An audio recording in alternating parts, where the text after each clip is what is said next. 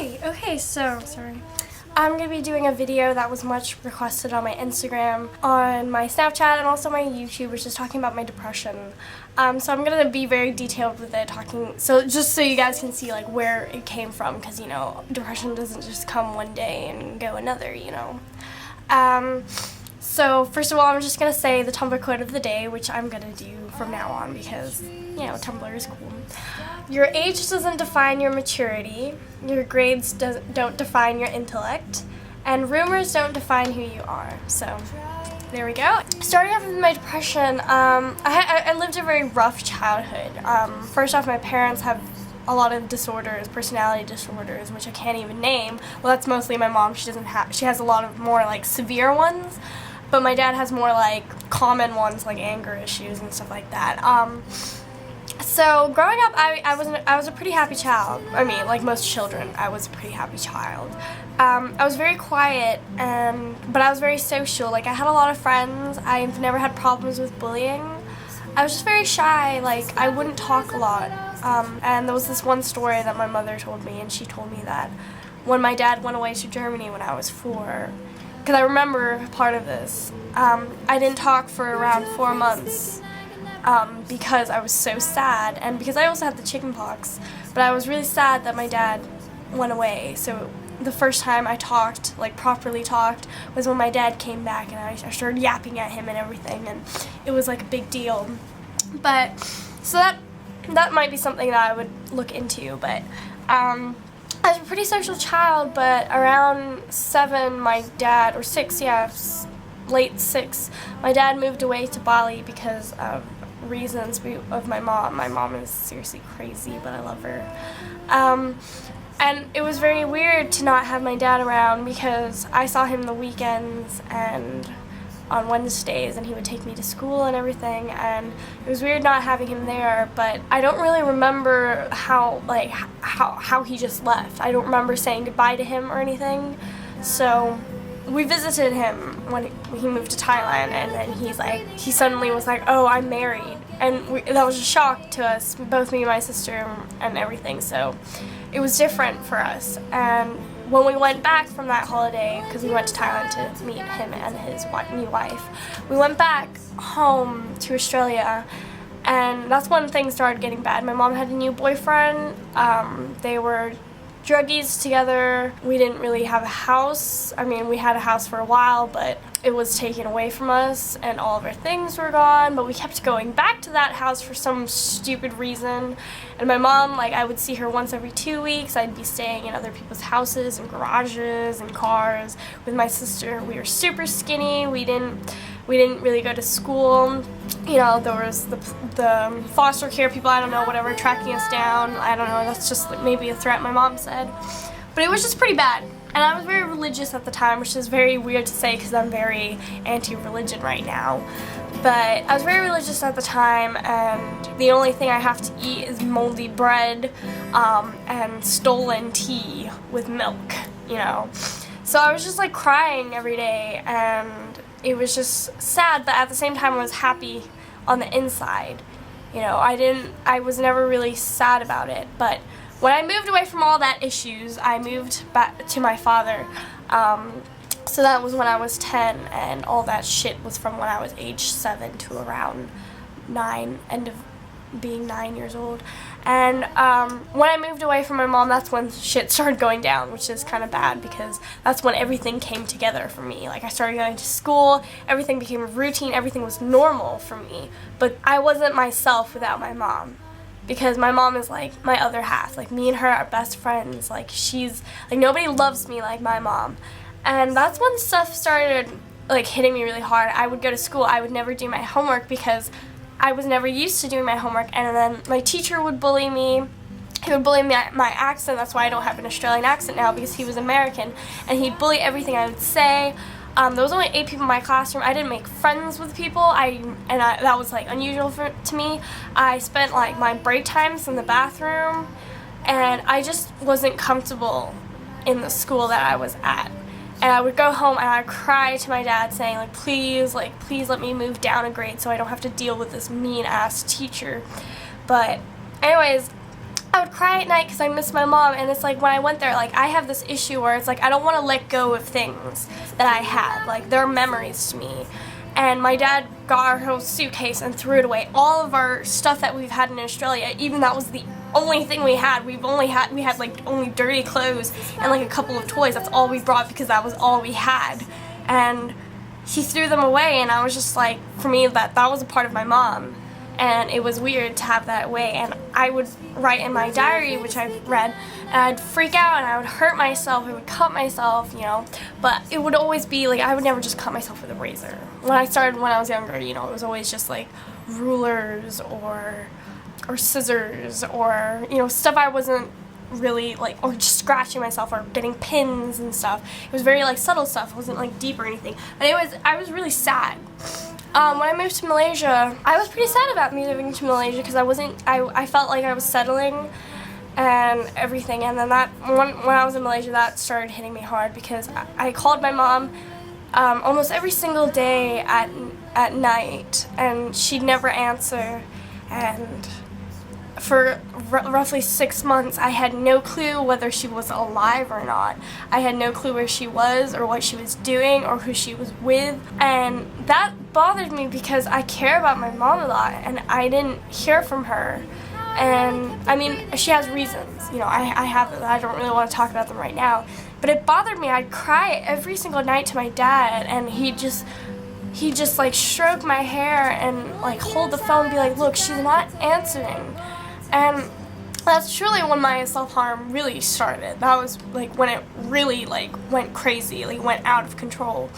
And I was around 10, 11 that time, and I was really down. I started listening to music that would make me feel even downer. But then at the same time, that music made me happy at the same time. Like My Chemical Romance, they really like made me feel good and everything. And that's how I started. And I made really good friends there. I loved the friends that I've had, but it was like I was happy in front of them, but when I went home, I would cry and everything. And that's pretty much when my depression started, when I would just not like want to go to school. I mean, that was same as me in Thailand, when I would just not want to go to school because of my mean teacher. And I would sit on the motorbike with my dad, and I would be in front of him, and I would hold onto like the mirror part, and I would always hold it really tight and try to make him turn to a different street, just so we would be late for school and just save me some time, because I wouldn't want to spend 5 minutes in school basically. But that was the same as me in Malaysia until I got, you know, my best friend Jasmine, and I really loved her. Like, she made me so happy, but you know, still coming home, it's like you're empty, you know. And then I moved here, where I am now, Taiwan, and I cried. It was April 17th, and I cried on the plane here because I was leaving my best friends behind. And finally, when I was here settling in, my mom talks to me for the first time, and I'm crying, you know, and she's acting like it's fine, like there was no time that she wasn't talking to me, and I was just crying, like I haven't had my mom here with me. And that bothered me a lot, and self-harm was still getting worse here. And when I came here, I was diagnosed with neurotic depression when I started seeing a psychiatrist.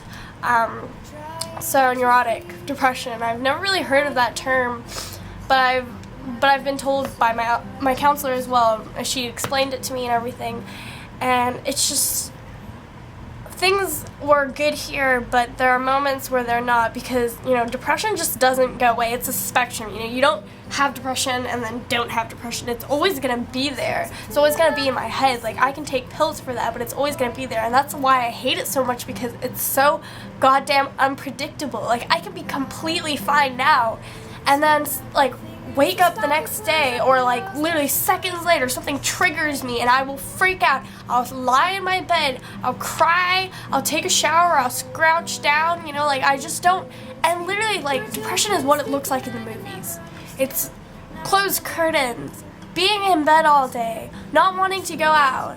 And, you know, when you have anxiety as well, like, you know, you're scared to go out, and because it's neurotic depression, you're neurotic, you know. So there was many times where I would pee in my bed, because I was too sad to get the fuck up and go to the bathroom. Sorry.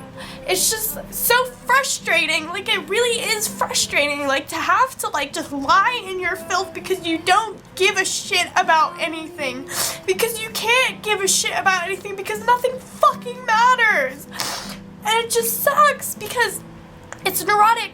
So things matter. Things, you care about things. But you can't at the same time. So you're stuck in this in-between. And it's like, you don't care enough to go outside and meet with friends, but you care enough to, like, you know, to be alive. It's just, I'm sorry, it's just really frustrating. It's like, I fucking hate depression. Like, I would kill it. Like, why is it even here? It's just horrible because it's always gonna be here and it's never gonna go away. And I can do whatever I can to make it go away. I can cover it up as much as I can. Nobody, like, I'm very good at being deceiving. I'm pretty good at being deceiving and acting like everything's okay. But really, things are just shit. Things are really shit. And even if everything's okay, like, you feel stupid for being so ungrateful. Because I am grateful. It's just that I can't predict what's going on, you know? Like, I have had to cancel a lot of things because I was too depressed to even, like, give a shit. I've had to let a lot of people down. I had to spend my time trying to explain myself to people when they don't even understand. And it's just very difficult because you just don't want to see yourself living another day. It's just, I remember when my depression was really bad because it's way better now. And it was like, it started off where I couldn't see myself in the next month. Or I couldn't see myself in a week's time. So I was like, what are you doing next week? I hated that. That was the worst question to come up, you know? And then it started to come where I couldn't even see myself tomorrow morning. I couldn't even see where I would be in the next hour. And it just, that's when, you know, my suicide attempt happened because it's just, I couldn't freaking see it. And it's amazing having so much support from people. But it's like, I have to learn to love myself. And nobody can ever do that for me. They can compliment me, they can tell me, they can hold me and shake me and be like, you gotta love yourself. But if I don't love myself, then nobody will. And that's the sad truth about it. And that's what I'm trying to do now. I'm trying to be, honestly, if you have depression, be selfish. I know that's bad, but it's be selfish. Think of yourself. And that doesn't mean like helping, like don't help someone else. Because if you know that helping someone else is gonna make you feel good, then you're gonna do that. That's selfish in a way. You gotta be selfish, you gotta care about yourself. If you're gonna go to a party and like people are forcing you to go there and blah blah blah, and you have to be there because your friends want you to go there, but you don't wanna go there because you know you're not gonna be happy there in that situation, then don't go there. Because that's just not good. Like, you gotta care about yourself. Like, honestly, like, I preach, like, care about yourself. Like, honestly, you are the most amazing person you can be. The most important relationship you can have with anybody is yourself. So you just, there we go. I can't, I'm sorry, I just went into this crazy rant. But it's just like, I really hate depression. I think it's stupid. And even the word depression freaking sounds horrible. And having it, and anyone who has it, you know, I mean, everyone has like some part of spectrum, they're somewhere in the spectrum of depression, but anyone who's in the severe side, like, can relate to me because they know how freaking horrible it's, because I'm a big control freak.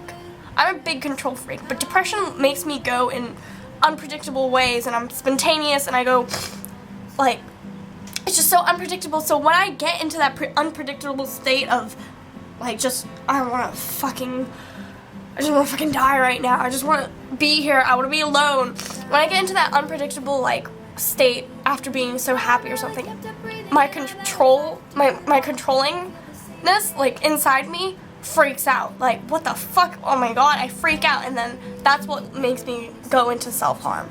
And because of this depression, this is why we have, you know, eating disorders and self-harm. So we just like branch off. It's like our coping mechanism, and I'll talk about that in another video. I think I'm just gonna stop here. I know I have so many more points, so I might do a part 2 some other time. But I hope that explained it. I'm sorry for crying or being so passionately mad, but I hope everyone's having a good day, and I love you all.